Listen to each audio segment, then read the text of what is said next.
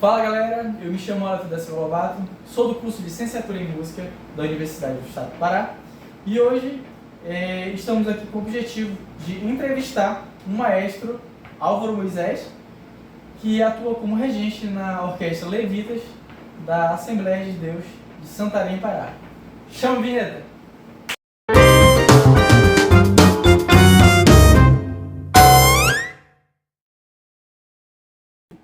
Álvaro Moisés, seja muito bem-vindo. Obrigado. E além de maestro da Orquestra Levitas, fiquei sabendo que você é um excelente saxofonista, né? E atua também na área da saúde, certo? Bom, eu gostaria que você contasse brevemente sobre a sua trajetória na música, né? E a trajetória como regente de uma orquestra. Como é que está?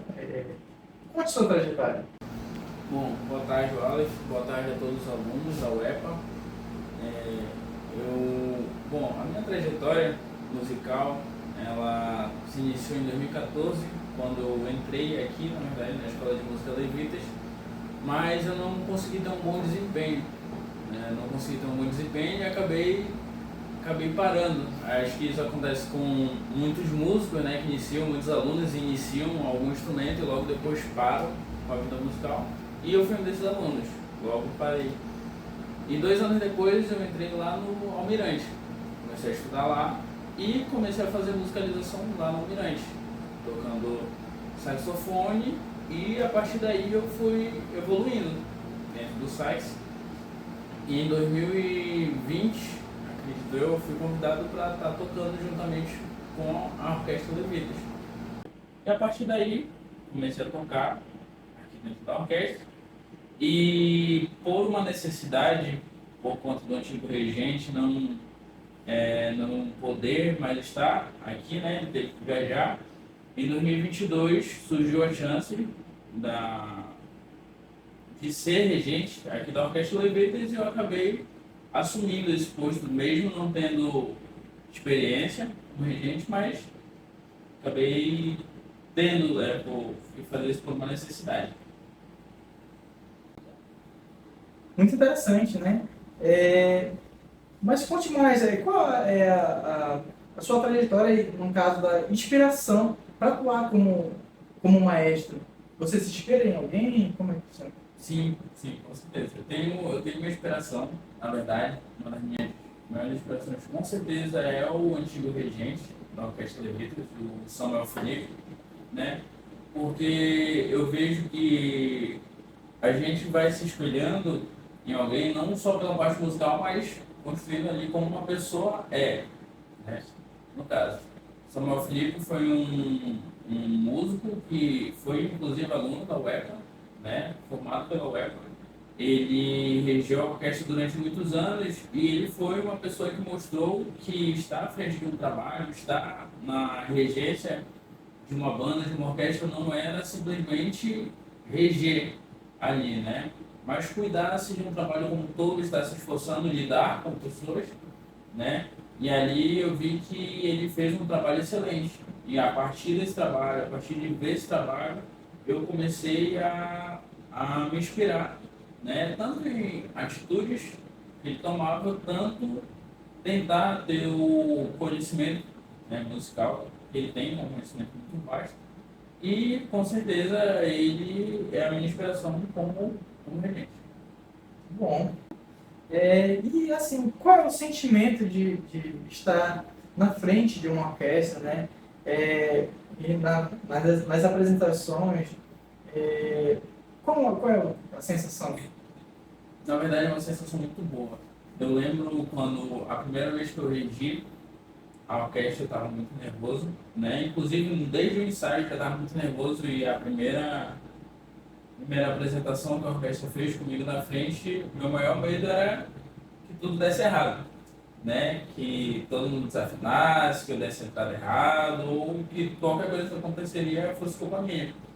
E na verdade foi um sentimento que não mudou muito, né? Nesses quase 3 anos de regência, não foi um sentimento que mudou muito. Ainda hoje, antes de qualquer apresentação da orquestra, eu ainda fico nervoso, né? Mas eu fico nervoso pensando no melhor da orquestra, pensando que eu quero que saia da melhor forma possível e eu gosto de assumir toda e qualquer responsabilidade por isso. Eu quero que, eu acho que é justamente de estar na frente, conseguir ter o controle disso que às vezes nós não temos.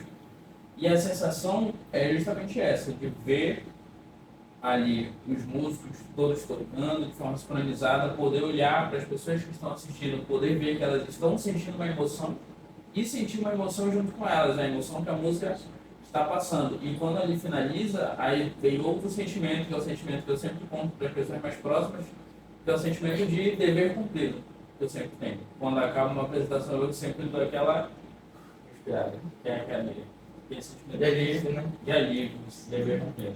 Sabe? Foi? Porque eu lembro que quando era o Samuel, né? Uhum. Aí a gente veio ensaiar pra cá. Aí quando tu assumiu, né? Eu ainda lembro. Ficava muito nervoso, né? Mas aí eu lembro que depois quando tu fez aquela região naquele dia. Lembra da cantata de Natal? Sim. Muito top naquele dia. O de 2022, eu lembro muito bem que eu tava ali, aí o João Paulo, ele chegou e eu tava ali tentando manter a calma, né? A normalidade. Aí o João Paulo chegou comigo e falou, tá nervoso? Aí eu falei, tô, me sentindo muito nervoso. Ele falou, tô percebendo, mas tu tá mantendo a calma. Eu falei, pô, vai lá fora, toma água. Bicho, eu saí lá fora. A primeira coisa que eu fiz foi sair correndo, vim aqui no banheiro e comecei a vomitar, nervosinho. E assim, eu gostaria de saber também quais são os maiores desafios que você enfrenta, né, para reger uma orquestra atualmente. Bom, os maiores desafios atuais, com certeza, é a respeito do apoio musical. Eu acredito que não apenas dentro da igreja, né, em si, mas talvez seja algo geral, a música ela não tem um apoio tão consolidado, né? E isso acaba influenciando justamente na vida e na disposição de cada músico. Como não existe um apoio consolidado para a música, aí eu acabo tendo dificuldade na frente com a organização dos músicos, né? Além de que existem músicos também que não estão propriamente na área da música. Como eu mesmo não sou da área da música, né? Sou da área da saúde, mas atuo na música através da orquestra. Assim, existem muitos componentes também na orquestra dessa forma, o que acaba influenciando em horário, disponibilidade de cada um, em dificuldades com conseguir marcar um ensaio onde todos estejam presentes, né? Então, atualmente, essas são as maiores dificuldades que eu enfrento. Interessante. Sabemos que você é maestro, né, da Orquestra Levitas, né, da Assembleia de Deus. E seria interessante que você nos contasse como o repertório, né, você utiliza na orquestra, como você escolhe o repertório. Você... Olha, o nosso repertório, né, é um repertório especificamente cristão, né? Já surgiu convites para a orquestra tocar em casamento, e a gente já tocou em casamento, no shopping, em vários outros lugares, né? E foi pedido que a gente tocasse músicas, né, que fossem fora do meio cristão. E, por enquanto, eu não abro mão que a orquestra só toque música cristã, né? E a escolha que é feita não são todas as músicas cristãs, até porque não são todas as músicas que combinam para terem um arranjo orquestrado, né? Então, eu escuto a sugestão dos músicos da orquestra, então deles que chegam comigo e falam, olha, tal hino ficaria bom, tal hino ficaria bonito, e ali eu vou atrás, vejo disponibilidade de arranjo, vejo a respeito de valores, né? Nós sabemos que um arranjo não é muito barato, né? Então tudo isso influencia também na escolha de um arranjo, vejo a disponibilidade. Verifico também para qual tipo de evento dentro da igreja a gente vai estar tocando. Cantata, Natal, vai ser um repertório. Santa Ceia vai ser outro repertório, né? Um culto que está direcionado a jovens, um culto que está direcionado a missões, vai ser outro repertório. Ou seja, eu escolho o repertório com base nisso. O que a letra está falando e direcionando para cada necessidade de evento, né, de cultura. Muito bom. Achei interessante. Agora, partindo para a parte técnica, né? Na sua opinião, caso a banda ela estiver desmotivada, desorganizada, você acha que a falha é do maestro ou é do músico? Eu acho que vai um grande peso do maestro, porque acho que a gente pode dividir 50-50 aqui. Só que 50% aqui total vai só para uma pessoa que é o maestro. Por quê? Porque o maestro estando à frente, ele vai ter que se responsabilizar como um todo. Vai poder ter ajuda a respeito da parte organizacional, financeira, a respeito de logística, de lugares, né? Por exemplo, a orquestra vai sair para tocar no lugar, então vou ter que verificar transporte, vou ter que verificar isso, aquilo. Ou seja, isso tudo o maestro vai estar comandando. E quando acontece uma desorganização, pode ser com certeza uma falta do maestro, né? A pessoa que está à frente. Por quê? Porque ela não vai estar observando. Eu posso já ter deixado passar algumas coisas que acabaram desmotivando, talvez um uso ou outro, e nem tudo está, infelizmente, dentro do nosso controle, né? Mas também existe a parcela também que é de cada músico, porque o interesse ele é individual.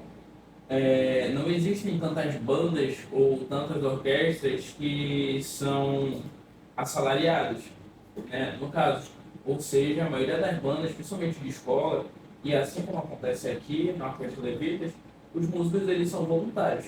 Então precisa ter um esforço individual para poder acontecer. E se existe essa desmotivação ou então uma desorganização, vai ser justamente uma culpa ao todo, né? E agora, falando sobre as técnicas que você usa, né, para se comunicar com os músicos. Quais são essas técnicas? No caso, as técnicas não verbais. Como o músico ele vai saber, na hora de finalizar a música, a hora do músico iniciar a música, entendeu?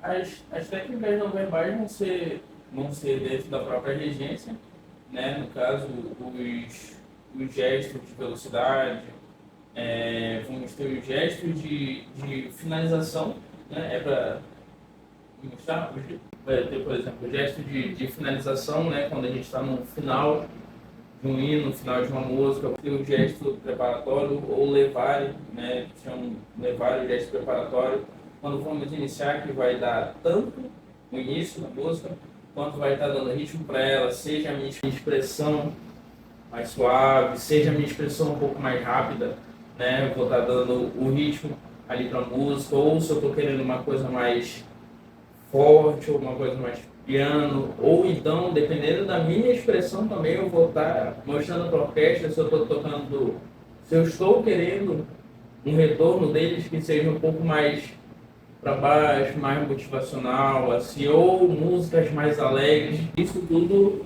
com certeza, vai depender da minha expressão corporal, da minha expressão facial e dos meus gestos. A outra pergunta, sabemos, né, que nas bandas, nas orquestras, quando a gente fala sobre afinação, o músico ele não gosta de ser corrigido. Sim. Né? Ele leva um pouco para o lado dele, assim, ele não gosta de ser corrigido. E nesse detalhe, como você corrige problemas de afinação e ritmo sem desmotivar aquele grupo musical? Eu acredito no seguinte, isso para mim vale para a vida toda. Toda e qualquer pessoa que não aceita ser corrigida, ela não está pronta para aquilo que ela está fazendo.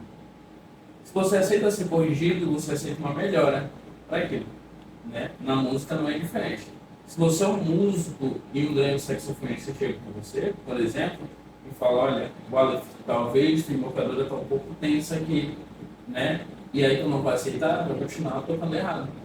Mas tu olha aquilo como essa chamada de atenção foi para melhorar a minha embocadura. E aí tu acaba melhorando. Então, eu acredito que a correção ela deve vir, e mesmo que isso acabe desmotivando algumas pessoas, ela deve existir, porque vai desmotivar alguém. Falou, o músico ele realmente não aceita ser corrigido, não generalizando, mas a maioria não aceita ser corrigido. Infelizmente, isso é um problema que nós não temos o controle, mas é claro que vai depender da forma como eu estou chegando as pessoas, saber lidar, saber a didática, como vocês trabalham com didática, né? Saber da forma como eu estou instruindo essa pessoa, né? Chamando a atenção dela, de uma forma que realmente seja para a correção dela, e não, é claro, com a intenção de motivá-la. Interessante. E agora que eu quero que você me fale, qual o conselho que você daria para jovens músicos, né?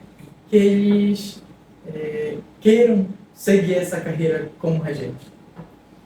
Existe um medo muito grande, talvez, de seguir uma vida como músico, as pessoas pensarem que a gente vai trabalhar apenas com música, né? Música é uma área muito boa, eu gosto bastante, né, na verdade, e até as pessoas acham que para trabalhar como regente precisa ser formado em música, né? E a gente até já conversou, né, que não é verdade. E a minha sugestão para as pessoas que querem seguir uma carreira como regente é se esforçarem, meter a cara, e porque vão existir muitos contrapontos, né? Vão existir muitos obstáculos, né? Eu acabei não falando, mas um dos meus maiores obstáculos com certeza era a timidez, falar na frente, né? Como eu tenho problema de dicção, sempre tive muito medo de falar em público, mas se nós não formos assim, se a gente não colocar realmente a mão na massa para fazer aquele trabalho, não vai sair, entendeu? E eu acredito que se a gente tem uma oportunidade, se existe algum jovem hoje que tem a oportunidade de ser um regente, e ele espera que vai surgir outra pessoa, realmente vai surgir outra pessoa, né? Vai surgir outra pessoa que vai fazer um bom trabalho, mas eu tenho a oportunidade de fazer esse trabalho, né? E eu acho que compensa muito pelas sensações que eu descrevi agora. Sensação de felicidade que a gente vai acabar proporcionando, um sentimento de dever cumprir. E a minha sugestão seria justamente essa: meter a cara, colocar a mão na massa e tentar fazer o melhor, né? Não sei se cabe aqui, como a gente é uma orquestra cristã, eu sempre falo muito a respeito da Bíblia quando eu estou falando, quando eu estou chamando a atenção ou corrigindo a orquestra. E falo também para esses jovens que eu acredito piamente que tudo que a gente faz dando o nosso melhor é uma forma de louvor, é uma forma de adoração, né? Então, faça o seu melhor, dê o seu melhor sempre, faça da forma mais perfeita, seja com um público pequeno, seja com um público grande. Essa era a dica que eu dou ao conselho. Então, pessoal, chegamos ao fim do podcast. Você aí que deseja ser regente, né? Siga as dicas, né, do nosso maestro, que eu tenho certeza que vai contribuir muito para você. Muito obrigado ao Moisés pelo seu tempo, né, que é muito precioso, tenho certeza. E até outra hora. Muito obrigado. É isso, pessoal. Tchau, tchau.